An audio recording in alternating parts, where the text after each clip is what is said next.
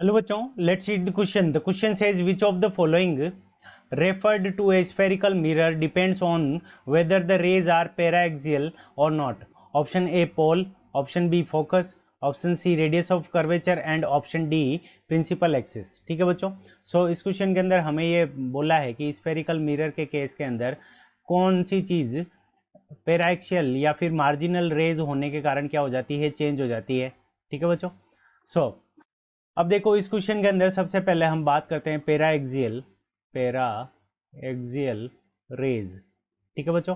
सो para axial जो raise होती है वो क्या होती है. ठीक है बच्चों. सो पैरा एक्सियल रेज क्या होती है, तो ऐसी rays those rays which are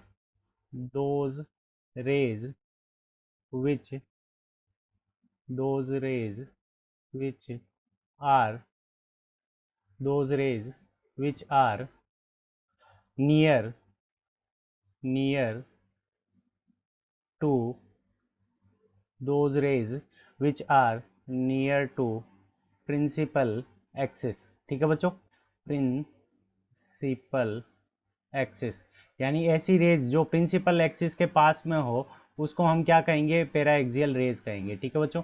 यानी इनका जो एंगल होगा प्रिंसिपल एक्सिस के साथ में वो बहुत ज़्यादा कम होगा. तो ये हो गया paraxial rays. Second number हम बात करते हैं मार्जिनल रेज की. ठीक है बच्चों. So marginal rays. ठीक है बच्चों. सो मार्जिनल रेज हमारी क्या होती है, which are not close to principal axis.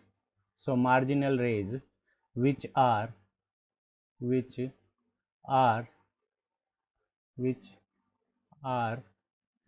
close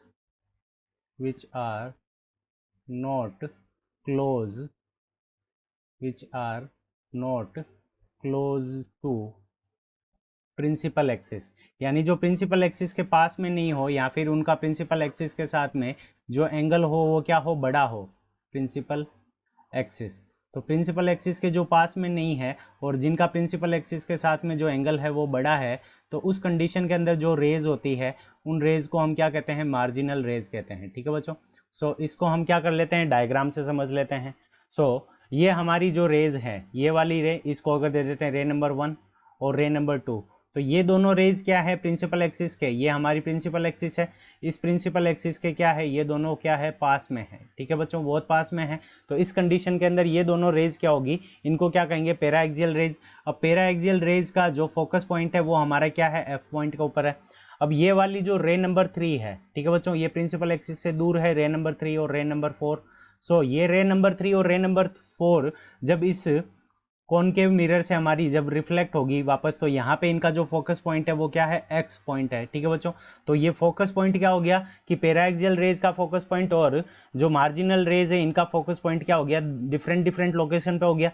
तो इसके कारण हम कह सकते हैं कि जो फोकस है वो क्या करता है कि पैराक्सियल रेज है या नहीं है, मार्जिनल है, उसके ऊपर डिपेंड करता है. So option B, focus is the correct answer of this question. I hope you understood it well. Best of luck. Thank you.